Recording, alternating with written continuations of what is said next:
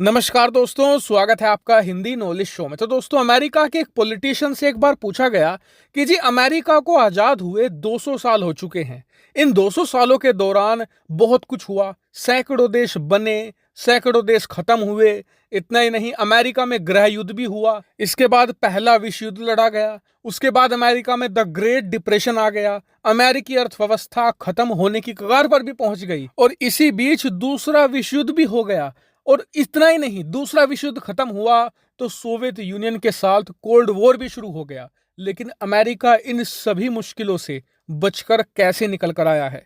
तो उन्होंने एक ही जवाब दिया कि जी देखिए, हमारी एक पॉलिसी रही है, चाहे अमेरिका में कोई भी सरकार आए, किसी भी पार्टी का राष्ट्रपति बने, हम एक बात पर कायम रहते हैं सब, वो ये कि हमारा कोई भी परमानेंट दोस्त नहीं है, ना ही कोई परमानेंट दुश्मन है।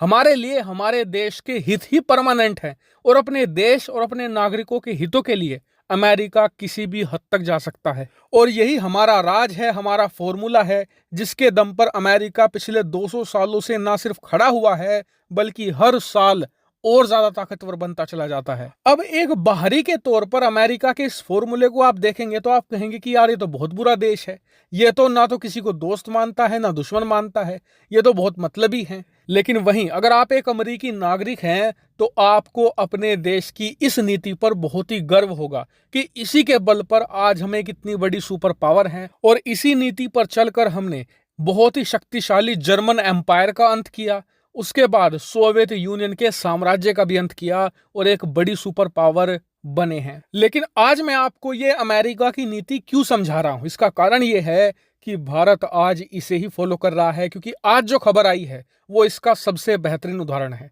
आप सभी लोग जानते हैं कि पिछले 6 महीनों से रूस यूक्रेन युद्ध चल रहा है। इस दौरान भारत ने रूस से जमकर तेल खरीदना शुरू किया। यहां तक कि पश्चिमी देशों ने, अमेरिका ने, सबने भारत को बहुत मना किया कि आप रूस से तेल मत खरीदो, लेकिन सबके खिलाफ भारत गया और हमने रूस से तेल खरीदा।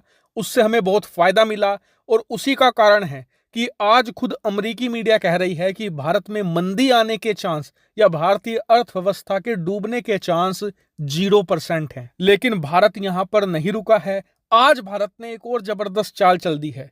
दरअसल खबर आ रही है कि भारत अब यूक्रेन से भी तेल खरीदने वाला है और यह तेल गाड़ियों में डलने वाला तेल नहीं है, खाने में डलने वाला तेल है। जी हाँ, मैं बात कर रहा हूं एडिबल ऑयल की। यूक्रेन खाने के तेल के उत्पादन के मामले में एक बहुत ही बड़ा एक्सपोर्टर है।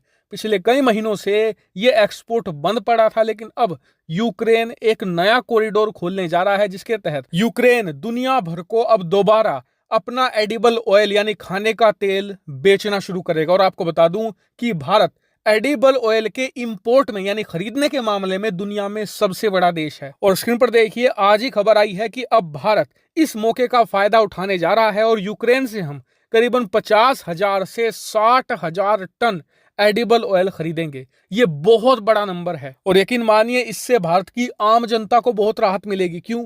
क्योंकि पिछले 4 महीनों से यूक्रेन का जो तेल है वो अंतरराष्ट्रीय मार्केट में नहीं आ रहा था, जिससे कि मार्केट में खरीदार तो बहुत थे लेकिन तेल कम था, जिससे कि उसकी कीमतें बढ़ रही थी। और भारत सबसे बड़ा खरीदार है तो हमें बहुत नुकसान हो रहा था। हमारे यहाँ पर जो खाने के तेल की कीमतें हैं, आपने नोटिस किया होगा कि पिछले 4-5 महीनों में बढ़ी है। और उन्हीं बढ़ी हुई कीमतों को कंट्रोल में लाने के लिए भारत सरकार यूक्रेन से तेल खरीदेगी करीबन 50,000 से 60,000 टन की क्षमता में। लेकिन इस फैसले ने एक बात तो साफ कर दी है कि हमारा ना तो रूस दुश्मन है ना ही यूक्रेन दुश्मन है।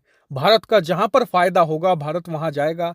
हमें रूस से कच्चा तेल मिलेगा सस्ता तो हम रूस के पास जाएंगे, रूस को दोस्त बना लेंगे। अगर हमें खाने का तेल यूक्रेन से सस्ता मिलेगा तो हम यूक्रेन को भी दोस्त बना लेंगे। और यही सही रणनीति है।